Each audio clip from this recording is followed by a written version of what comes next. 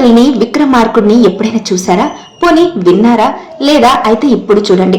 మహారాష్ట్రలోని బీడ్కు చెందిన కృష్ణ నామదేవ్ ముండే అనే యువకుడు 2018 నుండి 10వ తరగతి పరీక్షలు రాస్తూనే ఉన్నాడు. అలా 10 సార్లు రాసిన తర్వాత తాజాగా 11వ సారి 10వ తరగతి పరీక్ష పాస్ అయ్యాడు. దీంతో గ్రామస్తులందరూ బ్యాండ్ మేళంతో అతన్ని ఊరేగించి వేడుకలు చేశారు. బహుశా పట్టువదలని విక్రమార్కుడు అంటే ఇతనేనేమో.